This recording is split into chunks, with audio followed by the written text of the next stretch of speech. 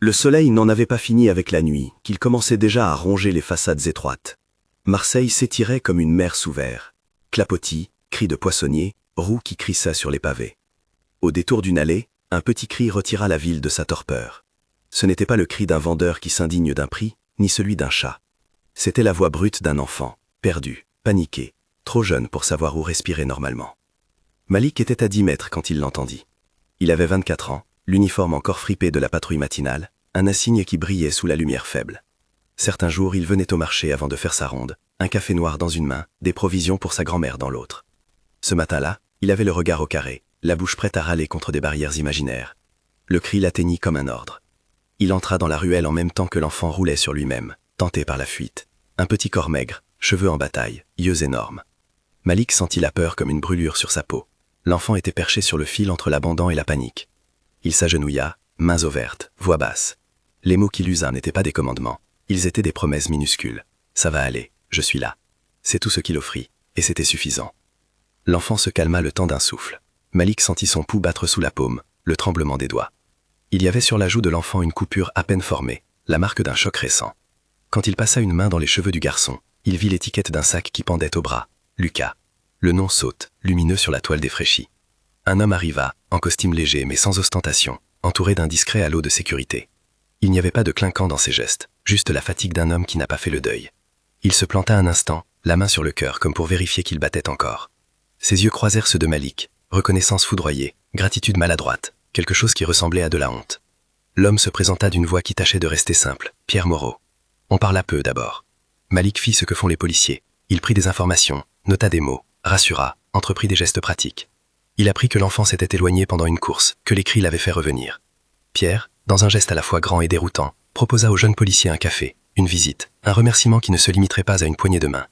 Il voulait le rencontrer ailleurs, en dehors des ruelles, dans un endroit qui sentait le calme. Malik accepta par réflexe professionnel d'abord, puis par curiosité. Il n'accepta pas parce que l'homme était riche, il accepta parce que le visage de ce père portait une tristesse qui rappelait des choses enfouies. C'est là que la circulation de la ville reprit ses droits, conversations qui se croisent, moteurs qui s'allument, le marché qui reprend son chant. Malik remit Lucas au bras de son père. L'enfant, encore traumatisé, tenait maintenant une main forte qui le serrait sans savoir. Le geste du père, la voix qui chuchota un merci trop ému, firent quelque chose dans le thorax de Malik, une douleur familière et lointaine, comme un écho. Avant de partir, Pierre glissa à Malik une carte mince, blanche, presque clinique. « J'aimerais qu'on discute. Il y a des choses que la gratitude ne suffit pas à exprimer. » Malik rangea la carte dans sa poche, son regard accrocha la montre au poignet du père, discrète mais coûteuse.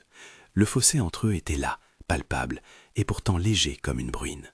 Malik le sentit moins comme une frontière que comme une blessure qu'on pourrait examiner ensemble. Avant de s'éloigner, Malik regarda une dernière fois Lucas. Le garçon le salua d'un petit signe, comme on remercie un inconnu qui a rendu un service. Malik reprit sa marche. Dans ses poches, la carte venait heurter ses doigts comme une note qui ne voulait pas partir. Si cette histoire vous touche et que vous voulez connaître la suite de cette enquête, abonnez-vous. Ne ratez pas ce qui va suivre. Il y a des gestes qui deviennent des habitudes. Malik rentra chez sa grand-mère pour poser le pain, prit la douche, remit son uniforme propre et fit sa ronde. Dans la cabine du commissariat, il reprit les rapports, le stylo qui grince sur le papier. Quand il s'assit, la carte de Pierre entre ses doigts devint un petit foyer de questions. Qui était cet homme qui se tenait si droit et qui semblait, dans son inclinaison, chercher quelque chose comme la rédemption? La rencontre officielle eut lieu dans un café qui fit vers le Vieux-Port. Vitre large, service mesuré. Pierre Morand accueillit Malik avec une hospitalité délibérément simple. Il avait choisi le lieu pour ne pas intimider. L'homme parlait peu, mais quand il le faisait, ses mots n'étaient pas vains. Il remerciait encore, il observait le jeune policier comme on observe un tableau, calmement, avec une curiosité polie. Il disait des choses que la richesse n'achète pas, des excuses maladroites, un regret ancien, la confession d'un homme qui cherchait à comprendre comment s'être retrouvé si loin d'un fils qui avait disparu. Pour Malik, assis en face de ce paysage poli, chaque mot sonnait comme une porte qu'on poussait. Il exhiba d'instinct une certaine prudence, on sentait le fossé des vies. D'un côté, des factures, des courses à tenir, une grand-mère qui attend. De l'autre, des conseils de direction, des logiciels qui valent des fortunes, un réseau d'hommes qui parlent en chiffres. Mais la douleur, ce jour-là, était commune. Quand Pierre dit « je n'ai pas su le protéger », Malik vit quelque chose qui l'approchait dangereusement. la voix de son propre passé. La discussion s'étira. Pierre posa des questions sur l'enfant, sur le quartier, sur les jeunes qui traînaient près des docks. Il écouta Malik parler du boulot, des jours où la fatigue pèse plus que l'armure. À un moment, Pierre regarda la main de Malik. Sa mâchoire se serra avec un air de révérence presque maladroite. Il finit par dire « Si jamais vous avez besoin d'aide, d'un témoignage politique, d'un soutien, je suis là. » La phrase tendait à être une promesse et une main tendue, confuse, humaine. Malik sut qu'il ne devait pas accepter les cadeaux gratuits. Il prit pourtant le contact. Il n'accepta pas parce qu'il croyait au monde de Pierre, mais parce qu'il respectait la douleur dans les yeux de cet homme. De retour chez lui, les murs étroits du petit appartement de sa grand-mère lui rappelaient tout ce qu'il protégeait. Sur une table, à côté d'un dispositif de cuisine usé, il gardait des photographies jaunies. Ses parents jeunes, sourires volés à un matin heureux. Il évitait toujours de les regarder longtemps, mais ce soir-là, il observa la tache blanche d'un flash sur une photo. Une marque sur la plaque d'immatriculation, arrêtée un jour de fête. Une image trop rapide d'un carambolage, des ambulances, des gens qui crient. La mémoire se déclenche comme un ressort. La culpabilité de survivant revenait en lui, comme une constante. Pourquoi pas moi? Pourquoi eux? Il n'occupait son esprit que par une question. Accident ou négligence? Les semaines suivantes laissent des traces. Malik tapait ses rapports, prenait des dépositions, ramenait parfois du pain pour la vieille. Son quartier le connaissait, le saluait d'un signe. Et dans la poche de son veston, la carte de Pierre se réchauffait. Il accepta finalement l'invitation officielle. Il y avait quelque chose à découvrir. Non pas par curiosité de classe, mais parce que quelquefois, les lignes qui séparent les mondes abritent des réponses. Il se surprit à espérer que le père du garçon tenu dans ses bras ce matin serait capable de rendre justice à d'autres douleurs. Le jour où il décida d'en parler, Malik se rendit à l'un des anciens entrepôts reconvertis en incubateur technologique. Il connaissait l'adresse par ouï-dire. Pierre travaillait à ce point du port, dans une tour qui n'annonçait rien du dehors. À l'entrée, un vigile le reconnut. « Vous êtes le policier qui a sauvé le petit Lucas, non ?» Sa présence provoqua un geste de respect mécanique, une porte qui s'ouvrit plus vite. Malik entra, échancré entre deux mondes, comme un homme qui marche sur une corde. Il observait les panneaux, les cartons, les écrans, tout ce bruit moderne qui voulait révolutionner la ville. Pierre l'attendait dans une salle qui ne sentait pas le luxe mais l'air conditionné. Cette fois, ils ne parlèrent pas du sauvetage. Pierre évoquait plutôt son fils absent, la place vide à table, la solitude des agendas. Il posa la main sur une photo, celle d'un garçon sur une plage, et semblait chercher une parole. Malik sentit dans la respiration du milliardaire le même manque que dans sa poitrine. Il se sentit coupable de ressentir du soulagement. Quelqu'un d'autre portait la douleur maintenant, et ce quelqu'un avait les moyens d'agir. Les choses prirent une tournure plus grave quand Malik revint, quelques jours plus tard, dans son commissariat, avec un dossier ancien retrouvé par hasard. Rien de spectaculaire au premier regard. Un article de journal qu'il avait ramassé pour une autre enquête, une mention d'un appel d'offres, le nom discret d'une société sous-traitante. Les mots se compressèrent dans son esprit comme des gouttes sur un toit. Il y avait, dans un angle d'un vieil article, une photo d'un chantier avec une grue en arrière-plan. La plaque sur la camionnette était la même que celle que l'on voyait sur la photo de l'accident, dans le cadre familial. Malik sentit quelque chose se déchirer. Peut-être une coïncidence, peut-être un fil qui menait plus loin. Il n'en parla pas immédiatement. Le soir, il alla chez la mère d'un des jeunes qu'il connaissait au quartier, Émilie, pour poser une question d'ordre administratif. Émilie était une adolescente vive, des cernes lui parlaient de nuits blanches et d'une grande curiosité. Les jeunes du coin connaissaient Lucas. Ils traînaient parfois ensemble, parfois en bande, sans but. Malik évoquait la possibilité d'un carnet que l'enfant aurait pu garder. Les mômes notent des choses, disait-il. On n'écrit pas tout dans la tête d'un gamin. Émilie le regarda, hésitante, puis déclara que oui, il y avait quelque chose. Un carnet qu'on avait vu chez la mère de Lucas. Rien d'important, précisa-t-elle, la bouche qui se contractait. Mais sa voix avait un tissu de mystère. Le groupe de jeunes était hétéroclite. Un garçon à la cicatrice sur la joue, une fille au regard dur qui répondait au nom d'Elisa, et d'autres qui vivaient de petits boulots et grandes amitiés. Ils se souvenaient des après-midi sur les quais, des promesses d'évasion, des discussions interrompues par des livraisons. Lucas écrivait souvent des mots bizarres, dit la fille au regard dur, des choses sur des ombres, des noms qu'il griffonnait. Il miméra l'écriture d'un mot griffonné, comme pour donner forme au mystère. La mère de Lucas vivait dans une maison qui n'avait pas l'air de se souvenir du bruit. Les rideaux étaient tirés, les pièces semblaient retenir leur souffle. Elle était petite, les mains marquées par le temps, et sa voix cassée donnait l'impression qu'elle avait attendu des années pour pouvoir parler. Elle hésita avant de confier le carnet. Il écrivait partout, disait-elle, parfois des dates, des noms, des dessins, parfois je ne comprenais pas. Elle le posa sur la table comme on dépose un héritage fragile. Malik le toucha avant elle, ses doigts effleurant la couverture rugueuse, ressentant une sorte de révérence. Pierre était arrivé discrètement avec eux, silencieux, regard fendu par la peur.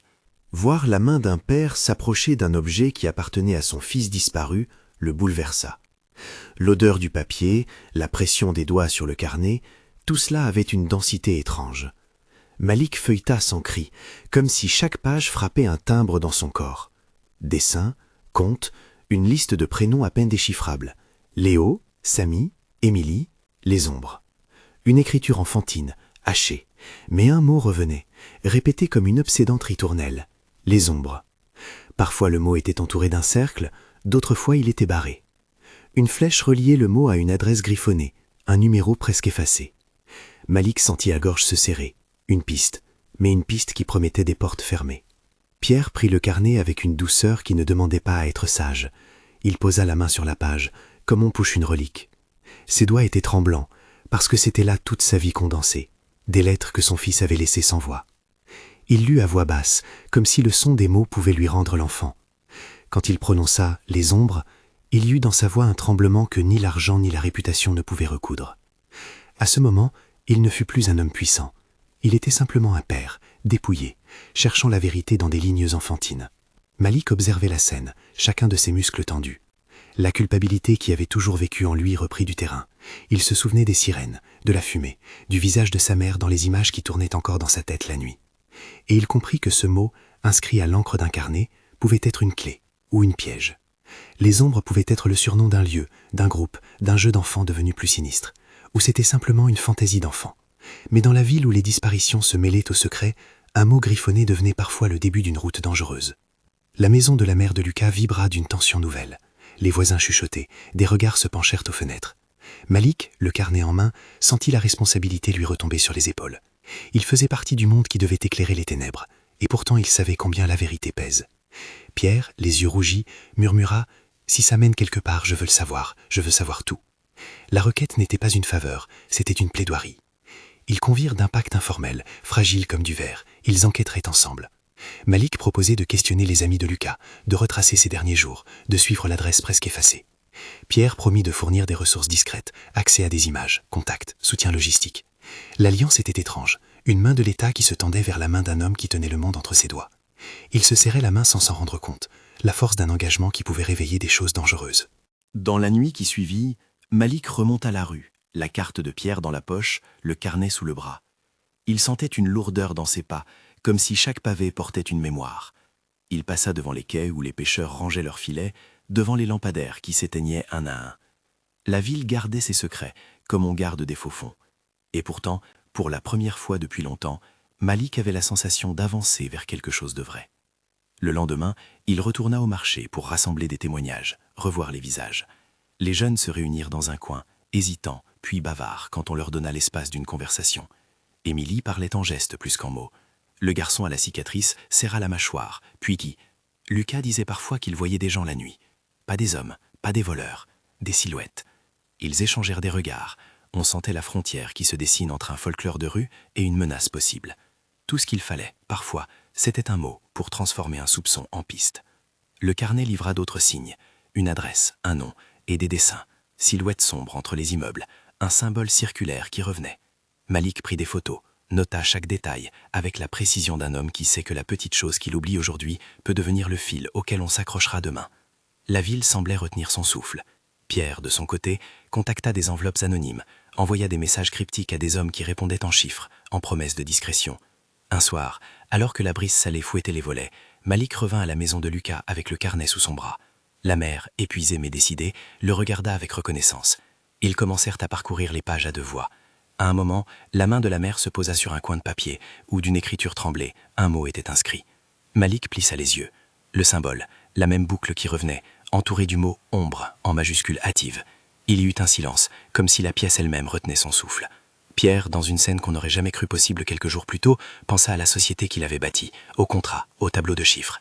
Et il pensa, avec une douleur aiguë, que son empire, s'il l'avait bâti sur des compromis, pouvait maintenant être mis en lumière par un mot griffonné par un garçon. Sa mâchoire se crispa. Il n'y avait pas d'imputation ouverte, juste un nom, juste une piste. Mais pour un père, un nom griffonné est un phare. La nuit tomba, lourde. Malik se tint au seuil, les mains encore tachées de l'encre du carnet. Il savait désormais que le mot pouvait être lisible de plusieurs manières. Il savait qu'il n'avait pas devant lui une vérité nue, mais des couches de croyances, de peur, d'alliances brisées. Et il savait surtout que la prochaine étape demanderait de la prudence. Fouiller une piste, interroger, parfois affronter des regards qui évitent. Le carnet reposait désormais au commissariat, scellé dans un dossier que Malik avait appelé « Ombre ». Pierre allait mobiliser des ressources. Les jeunes du quartier, par une loyauté inexplicable, s'étaient transformés en témoins. La mère de Lucas avait, pour la première fois, l'espoir frêle d'être entendue. Et puis, un soir, alors que les derniers clients quittaient un bistrot non loin, Malik reçut un message. Pas un appel écrit, mais une simple photo. La photo d'un mur, prise à la hâte, où quelqu'un avait écrit au marqueur noir un même mot que le carnet, ombre, suivi d'un symbole qu'il n'avait encore vu nulle part, une petite croix à l'envers. La photo venait d'un numéro inconnu. Malik sentit une poussée d'adrénaline. Quelqu'un surveillait, ou voulait que l'on sache qu'il savait. Il regarda la mer, noircie sous les nuages, comme si la ville elle-même retenait son souffle. La suite promettait d'être plus lourde, plus dangereuse. Mais pour la première fois, il éprouvait aussi quelque chose de rare, la conviction que la vérité, même partielle, pouvait être cherchée à deux, malgré l'écart des vies. Pierre, qui avait le pouvoir d'ouvrir des portes, tenait maintenant une porte dans sa main. Malik, qui connaissait les rues et les blessures, tenait l'autre clé. Il ne savait pas encore si les ombres étaient le nom d'un jeu d'enfant, d'un réseau, d'un symbole pour des adultes aux mains sales ou d'un lieu réel. Il ne savait pas non plus si les réponses allaient penser quoi que ce soit, mais la route était ouverte et la première pierre venait d'être soulevée. La ville s'endormait, mais quelque chose bougeait sous ses pavés. Un fil venait d'être tiré, et au bout de ce fil, une vérité qui ne serait ni simple ni douce. Pierre, seul dans son appartement jonché de photos, prit la dernière page du carnet. Malik, dans sa petite chambre au bout du monde, nettoyait ses affaires en pensant aux ombres qui ployaient dans les rues. La nuit posa sa main froide sur Marseille, et le mot, écrit d'une main d'enfant, résonna comme une promesse et un avertissement. La vérité commençait ici. Abonnez-vous pour la suite. La nuit avait laissé des traces humides sur les pavés. Le matin suivant, Marseille ne montra pas immédiatement sa colère. Le port était calme, les pêcheurs repartaient vers leurs habitudes, et pourtant, sous la surface, quelque chose vibrait différemment. Malik sentit cette vibration dès qu'il poussa la porte du commissariat. Le dossier qu'il avait intitulé « Ombre » reposait sur son bureau comme un animal endormi, et il n'osait pas le réveiller sans plan. Il commença par ce que la routine lui avait appris. Classer, vérifier, boucler les angles. Des heures de paperasse, des appels, des plaques d'immatriculation. Il transmit des demandes officielles pour les images de la caméra du marché. Il fit établir un ordre de passage pour interroger formellement les jeunes qui avaient parlé. Mais la police, même lorsqu'elle veut, avance lentement. Les rouages administratifs ralentissaient la vérité. Malik savait que si l'enquête devait avancer, il faudrait parfois contourner la lenteur par l'obstination. Pierre, de son côté, ne dormit presque pas. Il resta assis face à la fenêtre de son appartement, regardant les lumières se rapprocher et s'éloigner, comme si la ville devenait une page électronique où l'on glissait un doigt pour retrouver la mémoire. Le carnet de Lucas reposait à portée, entre deux livres d'économie, et Pierre le consultait par éclats, comme on consulte un oracle qui ne ment jamais. Il relut la page où le mot « ombre » apparaissait, cerclé, souligné, une injonction d'enfant devenue désormais une sentence pour un adulte. Il y avait un autre dossier, que Pierre n'avait pas encore ouvert. Ce dossier n'était pas destiné à ses yeux. Dans les coffres de la société, attachés à une clé numérique, dormait une archive d'emails et de contrats, des lignes froides, des chiffres, des intitulés, qui représentaient la mécanique de décision prise par d'autres, par des directeurs opérant en son nom. Depuis qu'il avait appris à déléguer, il avait créé une distance entre le geste et la conséquence. Ce matin-là, il décida de franchir cette distance. Il entra dans la salle de données, du côté des serveurs, une zone qui sentait l'air conditionné et la sécurité. Les paramètres s'affichaient sur l'écran, des dates, des signatures électroniques. Il chercha les mots « maintenance »,« logistique »,« sous-traitance ». Un nom revint encore et encore, de la Cour Transport. Rien d'extraordinaire en soi, des sociétés de transport il en existait des milliers. Mais une contrefacture, un numéro de bon de commande, une mention marginale « Projet Aube, Livraison Nuit » clouèrent son regard. Il suivit le fil comme on suit une veine dans la roche. D'autres documents apparurent, plus petits, comme des miettes.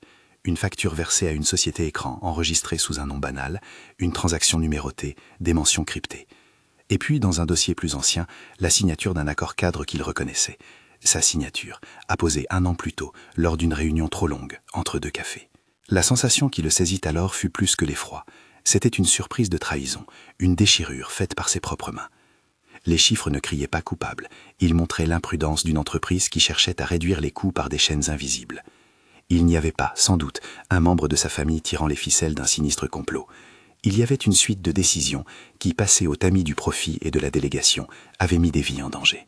Et dans les archives, une mention, clause d'exonération de la Cour, responsabilité limitée. Les mots étaient administratifs, mais leur poids était humain.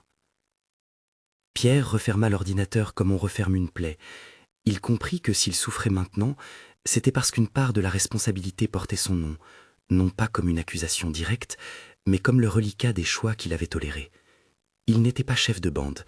Il était un homme qui, par omission, avait créé un paysage où des entreprises pouvaient agir sans regard.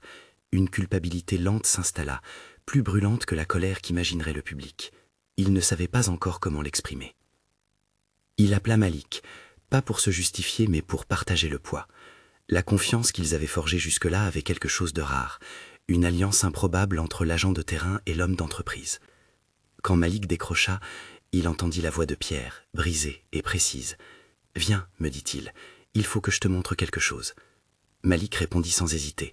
Il avait besoin de savoir, de coller sa paume contre la vérité pour sentir si elle était chaude ou froide.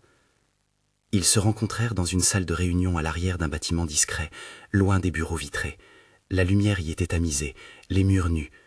Pierre posa devant Malik des impressions papier, tirées à l'abri des regards, factures, bons de livraison, emails où l'on parlait de prestations de nuit, et, comme si le hasard n'existait pas, la facture d'une société au nom incomplet, Ombrex Logistics.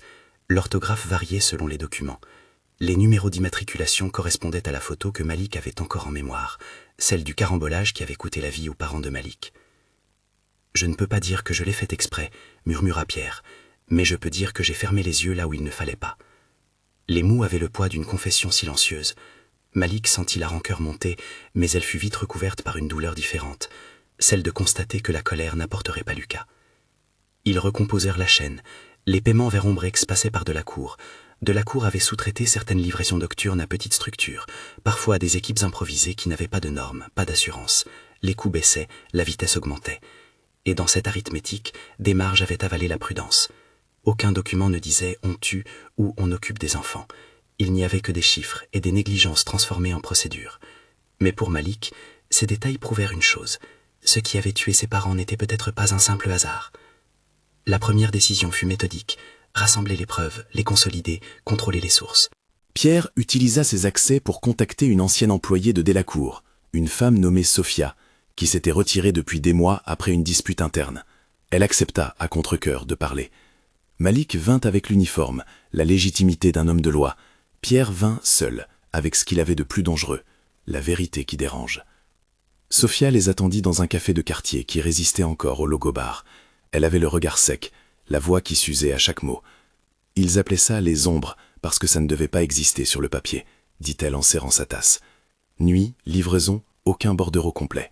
On m'a dit de faire partir des colis sans facture, de changer les plaques si quelqu'un regardait. Des consignes bizarres, vous saisissez. Elle avait un dossier contre son cœur, des photocopies jaunies. Elle sortit des photos d'un entrepôt, des feuilles de route, des noms.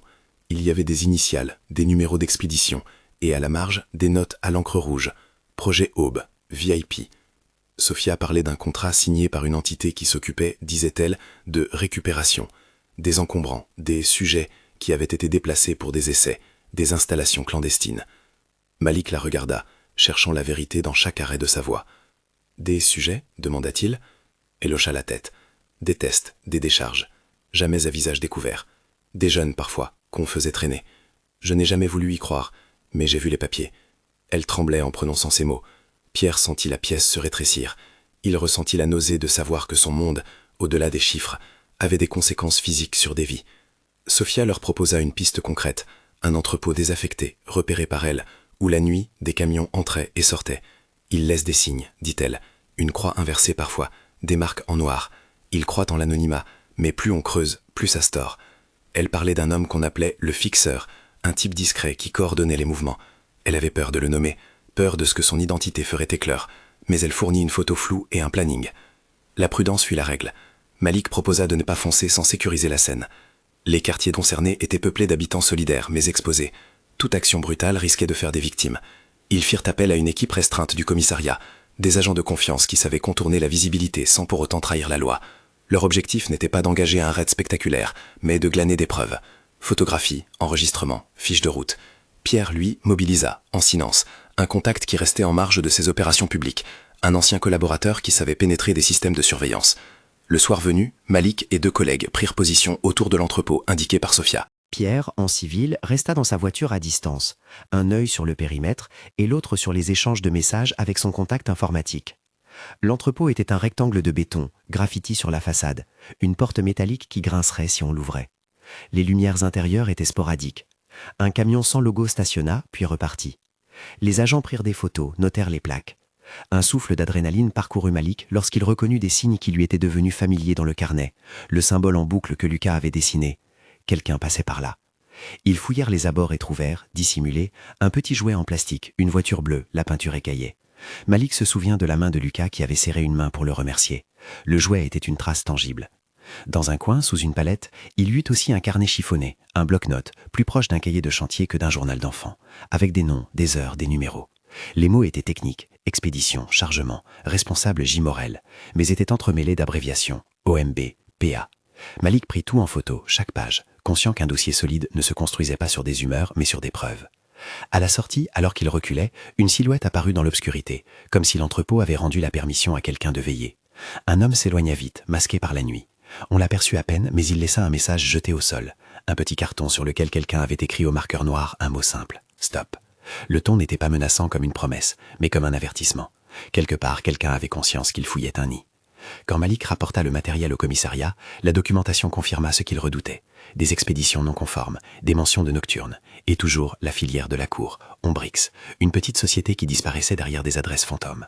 L'ADN de toutes ces entreprises ne menait pas à une personne, mais à un système. Mais parmi ces papiers, une ligne capta l'œil de Pierre, un bon de livraison non signé, adressé à M. Moreau, projet Aube. La mention paraissait absurde, mais elle était là, et la copie de la signature au bas de l'accord-cadre démontrait qu'un mandat avait été donné pour certains transports. Pierre sentit une fois encore la culpabilité le frapper. Non seulement l'entreprise qu'il dirigeait avait permis ses sous-traitances, mais un mémoire interne montrait des tentatives de dissimulation, des notes sur gestion du risque médiatique et alignement des intervalles de responsabilité. Quelqu'un, quelque part, avait pris le soin de brouiller la piste. Le garçon au carnet avait écrit les ombres, les hommes en costume avaient appelé cela un risque à gérer. Il ne savait pas encore qui ordonnait les choses. Le fixeur, selon Sophia, travaillait pour une triangulation d'intérêts. Entreprise, sous-traitant, homme de main. Parfois, les lignes se croisaient avec des services propres à la mairie et des contrats de nettoyage urbain. Il y avait un enchevêtrement qui rendait l'investigation délicate. Mais la première victoire fut d'assembler une chaîne de preuves là où auparavant il n'y avait que rumeurs. Malik conserva sous son oreiller la petite voiture bleue, comme une promesse silencieuse. Pierre commença à exclure des dirigeants de sa confiance, à interroger des chiffres qu'il avait signés. Les nuits qui suivirent furent courtes. Ils construisirent ensemble un plan. Exploiter les réseaux de confiance de la rue pour trouver des témoins, utiliser les moyens techniques pour tracer des flux d'argent et de marchandises et garder toujours en tête qu'ils marchaient sur un terrain glissant. La première grande avancée vint d'un témoin inattendu, Elisa, la fille au regard dur qui avait parlé du carnet. Elle accepta de rencontrer Malik dans un bain de nuit, sur les quais, en échange d'une cigarette. Elle était méfiante, mais elle avait observé des allées et venues, des échanges silencieux. Il venait parfois avec des sacs pleins, dit-elle, la voix basse. Il disait que c'était des meubles. Mais des fois, on voyait du matériel médical, des caisses avec des tests. Il y avait des numéros griffonnés. Et un soir, l'un d'eux a dit « On n'arrête pas, on nettoie ». Elisa ne connaissait pas la portée de ces mots, mais pour Malik, chaque phrase était une brique. Grâce à Elisa, ils apprirent qu'un camion, celui qui avait peut-être été impliqué dans l'accident d'il y a des années, avait souvent reçu des instructions par téléphone d'un numéro masqué. Des relevés de connexion obtenus par la voie légale, compliqués mais réalisables grâce à Pierre qui pouvait demander des autorisations sous la forme d'une commission d'enquête interne, montraient des correspondances entre ce numéro et une boîte postale utilisée pour des transactions. La boîte postale, à son tour, appartenait à une petite société enregistrée auprès d'un cabinet d'avocats spécialisé dans la gestion de start-up. Le labyrinthe s'approfondissait. Puis, un matin, la mère de Lucas reçut une enveloppe sous sa porte. À l'intérieur, une seule photo en noir et blanc. Une image prise de loin, floue. d'un homme sur le quai, tenant la main d'un enfant. Au dos, un mot griffonné. « Regarde, tu n'étais pas la seule. » Elle montra la photo à Malik, qui sentit surgir en lui une familiarité déchirante. Cette photo avait été prise la nuit du carambolage qu'il avait encore dans la tête. Sur la photo, une silhouette correspondait à une position qu'il avait vue, une plaque peut-être, un détail presque illisible. La mère s'effondra en sanglots, non pas seulement parce que quelqu'un jouait avec sa douleur, mais parce qu'une preuve avait surgi d'un passé auquel elle croyait ne plus toucher. La découverte fit basculer l'enquête. Il y avait maintenant des éléments tangibles qui liaient l'accident au réseau Les Ombres, et ce lien n'était pas simplement administratif, il était photographique. Malik pensait à ses parents, à la façon dont la vie peut s'effondrer sur une suite d'erreurs. Il pensait à la nuit où il avait trouvé les débris, à la manière dont la ville avale les récits des petits. Il se rendit compte que la mission n'était plus seulement de comprendre, elle était de réparer, autant que possible, l'injustice d'un terrain qui avale les vies. Pierre, qui suivait les dossiers avec une tension nouvelle, prit une décision lourde. Il devait s'attaquer à la racine financière. Il savait que la vérité ne se dénombrait pas seulement en plaques d'immatriculation, mais en flux monétaires. Il contacta un auditeur indépendant, une personne qu'il connaissait et qui accepta de travailler, en secret, hors des regards. Cet auditeur trouva des transferts vers des comptes anonymes, des virements qui passaient par des banques étrangères, puis revenaient sous forme de prestations. Un nom revint à nouveau, comme un refrain, le cabinet de gestion créé pour couvrir les opérations discrètes de certaines divisions. Derrière la couverture, des ordres venaient de boîtes satellites, petites sociétés dont les dirigeants se succédaient comme des marionnettes. La colère de Pierre prit une forme constructive. Il commença à fermer de canaux, à exiger des comptes, à menacer de révocation des contrats. Mais il était conscient que la justice administrative ne s'écrirait pas aussi vite que les besoins de la rue. Il fallait agir maintenant, protéger, empêcher des dommages immédiats. Ils mirent en place une surveillance renforcée sur les entrepôts identifiés, multipliaient les inspections et proposèrent, en secret, un refuge pour les jeunes repérés dans les lieux suspects. La solidarité prit la forme d'une petite armée invisible, la police du quartier, la mère de Lucas, quelques jeunes, Pierre qui ouvrait des comptes pour l'aide d'urgence. Malgré les progrès, quelque chose d'inattendu survint qui défia leur espoir de transparence. Un des témoins, un garçon à la cicatrice que Malik connaissait, fut retrouvé à l'hôpital après avoir été agressé. On ne parla pas d'attaque brutale, on parla d'une rixe, d'un règlement de compte. Mais Malik sut regarder au-delà des apparences. On avait essayé de faire taire quelqu'un.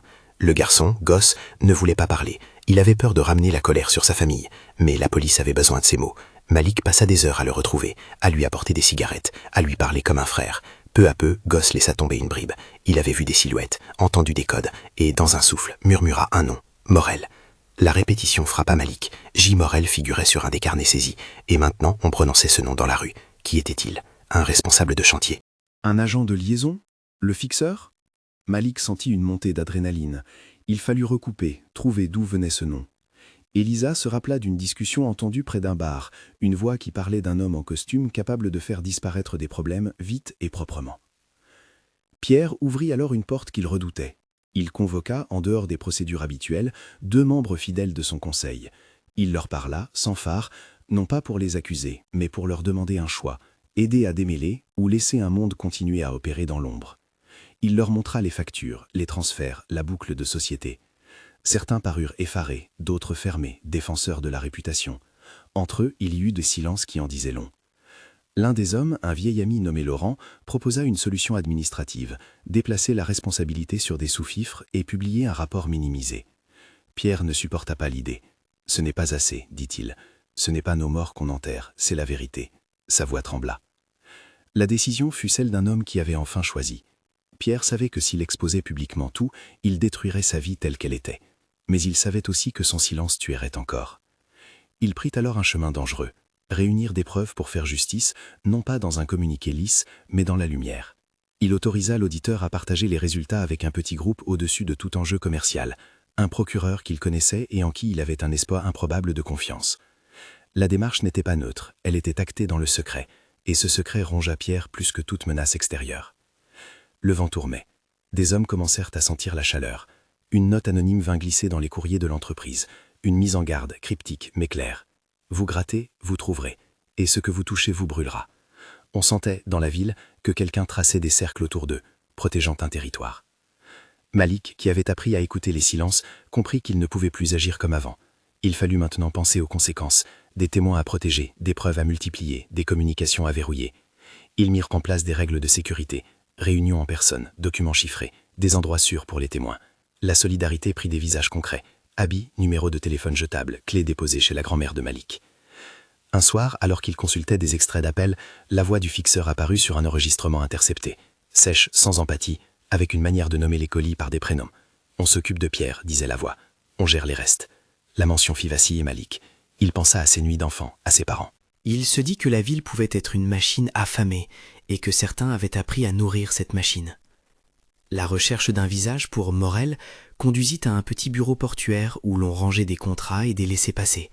Là, Malik trouva une trace, un dossier administratif signé par un J. Morel, responsable d'une filiale de nettoyage qui, selon les papiers, devait évacuer des encombrants lourds. Il devina que le nom était peut-être un alibi. On utilisait des sociétés de ramassage pour dissimuler des mouvements plus sombres.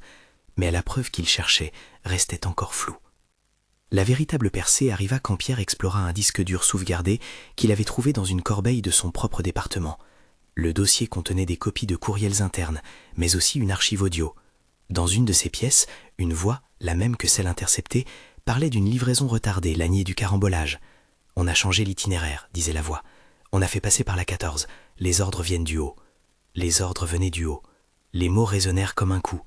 Pierre sentit le sol se dérober. Il était possible désormais de tracer une chaîne de responsabilité, non pas absolue, mais suffisante pour appeler la justice.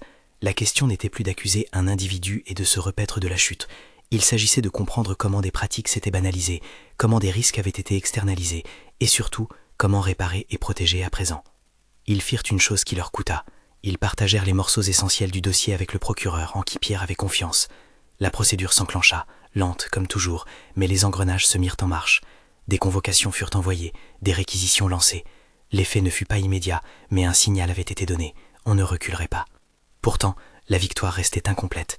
Quelques jours après, alors que l'enquête prenait de l'ampleur, un téléphone mobile appartenant à un des agents fut retrouvé près d'un conteneur dans le port, brisé, mais contenant une copie partielle d'un message.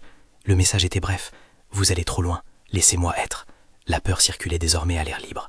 Ils décidèrent d'ouvrir une porte que personne n'attendait, parlaient à ceux qui, autrefois, faisaient partie du réseau, mais qui maintenant, sous pression, avaient quitté. L'un d'eux, un homme nommé Jérémy, ancien chauffeur pour Delacour, accepta de témoigner en échange d'immunité. Dans un tribunal d'inconciliable secret, il raconta en détail. La nuit du carambolage, on lui avait demandé de suivre un itinéraire modifié, de prendre des temps supplémentaires pour des chargements spéciaux et de livrer à une adresse sans remise de signature claire. Sa déposition établit un lien entre l'itinéraire modifié et un rendez-vous qui correspondait aux heures du drame. Quand Malik demanda pourquoi il n'avait pas refusé, Jérémy pleura. Il me disait que c'était urgent, que la hiérarchie le voulait. Qui dit non à la hiérarchie quand on a une famille ? La réponse résonna dans la salle. La chaîne d'obéissance, la peur des pertes de salaire, la fragilité des précaires. L'enquête montra alors une réalité tragique mais claire. Il n'y avait pas un méchant unique planifiant des horreurs, mais plutôt une mécanique où la négligence, la pression économique et l'anonymat des décisions avaient créé des fractures. Les responsables de la logistique, certains managers, avaient minimisé les contrôles. Les sous-traitants, mal rémunérés, avaient accepté des pratiques risquées. Les fichiers internes révélaient des notes sur optimisation des circuits et des passages à vide où la sécurité n'était pas priorisée. Pierre fut mis face à son propre rôle. Il n'avait pas commandité directement des actions criminelles, mais il avait toléré une culture où le profit passait avant la vie. La douleur fut double. L'admission publique de cette responsabilité aurait pu détruire son empire, mais le dissimuler aurait été une trahison des valeurs qu'il avait un jour revendiquées. Il choisit, dans une décision à la fois courageuse et fragile, d'assumer la réparation. Il annonça, sobrement, la mise en place d'un fonds d'aide pour les familles affectées et la suspension de certains contrats. Il prit la responsabilité morale sans se précipiter dans une confession publique totale. Son geste fut critiqué, certains le virent comme un moyen de sauver sa réputation, d'autres, dans les rues, le prirent comme le début d'une vraie reconnaissance.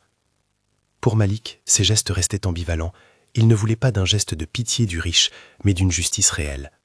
Ce soir-là, ils se retrouvèrent tous les deux au bord du vieux port, comme deux hommes qui regardent les mêmes vagues en se demandant si elles effaceront jamais les traces. Pierre plaça une main sur l'épaule de Malik, non pas pour consoler, mais pour promettre sincérité. Malik répondit par un hochement de tête. Ils n'étaient plus seulement alliés d'occasion, ils étaient des partenaires forcés par le destin. Pourtant, l'histoire ne se refermait pas. Dans les jours qui suivirent, des documents compromettants furent publiés par un blog local, de manière parcellaire, comme si quelqu'un testait l'eau. Les morceaux montraient des noms, des courriels, des signatures. Le public commençait à se rendre compte que quelque chose de plus grand se tramait. La mairie envoya des policiers en renfort pour assurer la sécurité des témoins. Mais la riposte aussi s'organisa. Les menaces, jusque-là voilées, devinrent plus claires. Des voitures suivirent certains témoins, des intimidations au téléphone se multiplièrent. Et puis, comme si la ville voulait conjurer ce qui se passait, une autre preuve surgit, irréfutable cette fois. Une vidéo d'un appareil de surveillance d'un parking lointain montrant, la nuit du carambolage, un arrêt prolongé, une manœuvre étrange et un chargement qui change de forme. La vidéo était granuleuse mais parlait. Elle montrait une silhouette qui apparaissait au moment où Malik se souvenait des feux clignotants. L'image ne disait pas tout, mais elle disait assez pour lier la chorégraphie des machines à l'accident. La tension monta d'un cran. Le procureur engagea des poursuites contre des responsables identifiés, des managers, des responsables logistiques. Quelques arrestations eurent lieu. Ce ne fut pas un raz de terre, mais un pas. La presse commençait à s'intéresser à l'affaire Les Ombres. Les enquêtes se multiplièrent, et la ville se divisa entre ceux qui voulaient une explication rapide et ceux qui réclamaient une justice profonde. Malik et Pierre, au-dessus de toute gloire, continuèrent leur travail sur le terrain. Ils prirent soin de la mère de Lucas, la protégeant des curieux, et parfois lui offrant un simple café, une présence. Ils transformèrent la douleur en action. La mère créa une association pour les familles touchées, et Pierre s'engagea à financer des programmes de prévention dans les quartiers. Ce n'était pas de la réparation complète, mais c'était une main tendue qui, pour quelques, changea la donne. L'enquête les conduisit encore plus près du cœur du réseau. Un vieux local utilisé comme bureau pour le projet Aube fut trouvé par les équipes. À l'intérieur, des carnets, des enregistrements, des tables de travail jonchaient les documents. Une clé USB, incongrue, reposait sous une pile de factures. Quand Malik l'inséra dans un ordinateur sécurisé, la pause qui suivit fut lourde. Des listes, des plannings, des noms, et un dossier intitulé « Suivi, Lucas ». Le mot seul fit venir un goût de métal dans la bouche de Malik. Les fichiers montraient des notes de suivi sur plusieurs jeunes, des mentions d'approbation, des allers-retours entre des bureaux et l'entrepôt.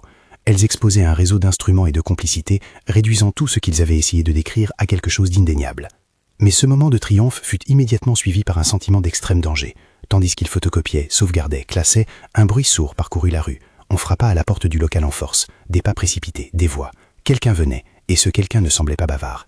Les agents sur place firent ce qu'ils avaient appris. Alerter, protéger les témoins, sceller les lieux. Malik sentit l'adrénaline crue, la peur qui n'est pas paralysante mais aiguisée. Ils sortirent, en rang, couverts par la police qui arriva.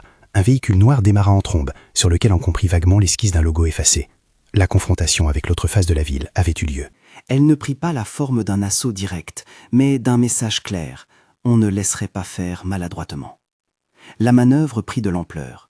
Le réseau envoya un avertissement officiel, via des avocats, critiquant les méthodes d'investigation et exigeant la restitution des documents.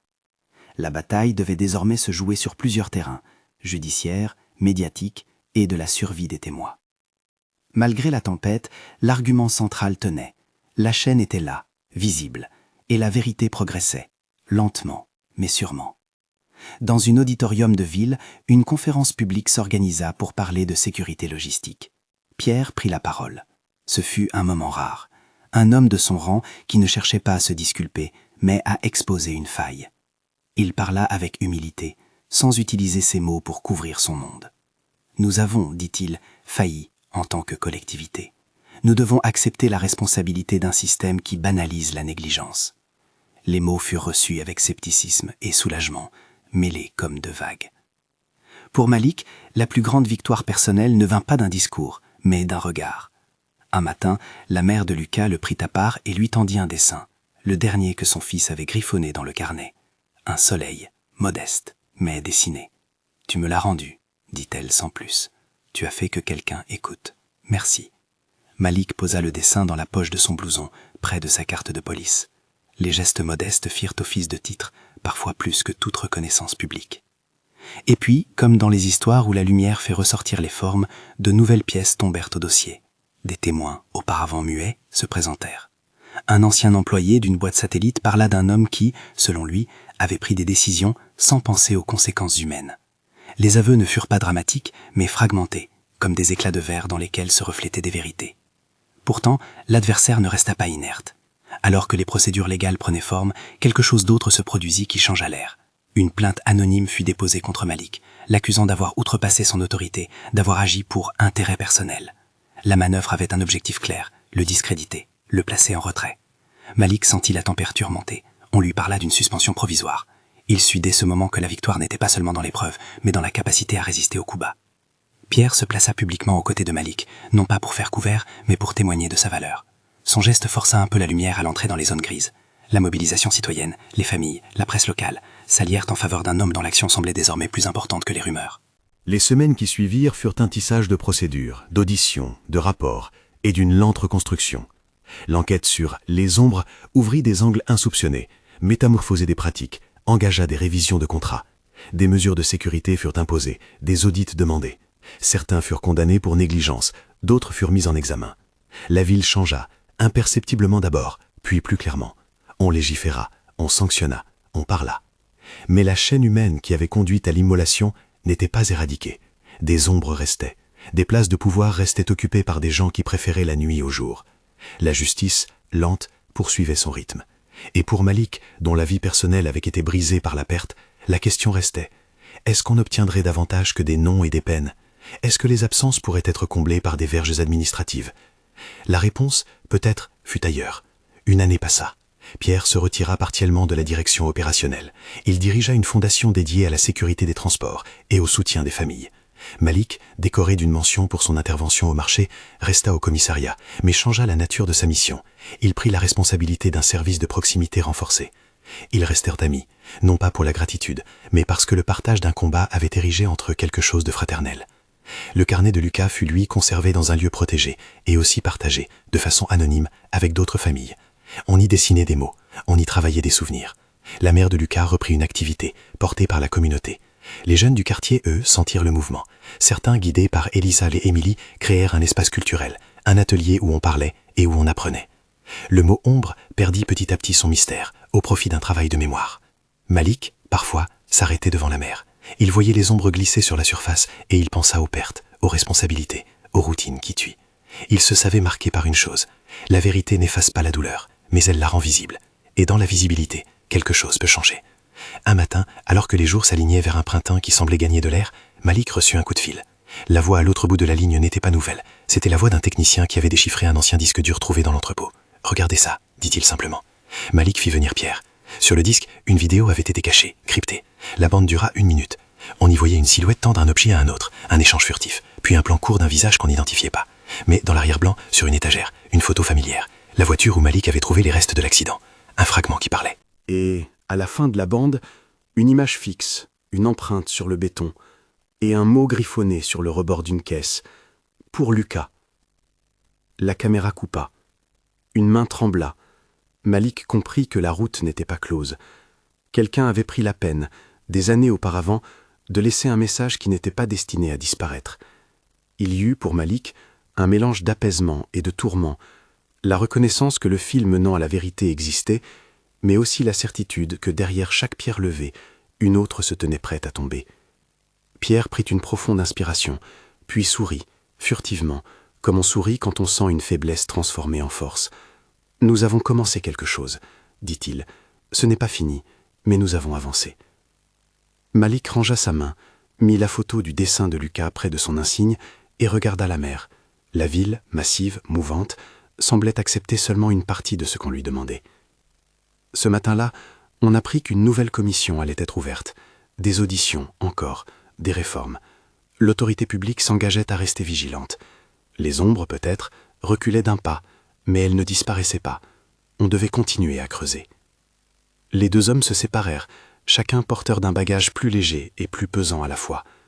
Malik retourna au commissariat, à son service de proximité, à sa grand-mère, à ses photos sur le mur. Pierre regagna ses bureaux, conscient que la rédemption ne se mesure pas en titres, mais en actes. Le mot « ombre » resta, dans le carnet, un signe d'enquête, d'un mystère qui avait poussé des gens à s'unir. Il était devenu, paradoxalement, le nom d'un combat ouvert. Les jeunes, les familles, les témoins, la mère de Lucas, tous formaient désormais une ligne de front contre une façon de penser qui sacrifie l'humain sur l'autel de l'efficacité. Et pourtant, la dernière image ne donna ni clôture triomphale, ni rédemption totale. Lors d'un rapport final, une carte photographique glissa sur le bureau de Malik, une photo prise sans autorisation, d'un mur de gare où quelqu'un avait tracé à la peinture noire un nouveau symbole, la boucle du carnet, et à côté, une flèche pointant vers la mer. Personne ne savait encore si c'était une menace, un signe de défi ou un appel. Malik posa ses doigts sur la photo. Il sentit, au fond de lui, que la vigilance devait rester. Mais il éprouvait aussi la certitude qu'ils avaient commencé à faire pencher la balance. Des vies avaient été honorées par la recherche de la vérité. On n'effacerait pas les absences, mais on changeait les règles. Il y eut des jours de victoire et des soirs de doute. Mais ce que Pierre avait découvert en secret, la chaîne fragile liant entreprises, sous-traitants et une négligence institutionnalisée, avait éclaté au grand jour. Ce que le jeune policier avait sauvé en intervenant ce matin-là au marché avait déclenché une suite d'événements qui avaient forcé la ville à regarder ses défauts. Les grandes fortunes n'étaient plus des excuses, la douleur des familles n'était pas qu'une statistique, et la parole d'un garçon, griffonnée sur un carnet, avait suffi pour commencer un changement. La route était longue, la carte de Pierre dans la poche, le carnet numérisé dans un dossier sécurisé, la petite voiture bleue posée sur son bureau. Il leva les yeux, regarda la ville. Les ombres restaient, parfois épaisses, mais la lumière, même fragile, avait commencé à se frayer un chemin. La vérité avait commencé ici. Abonnez-vous pour la suite.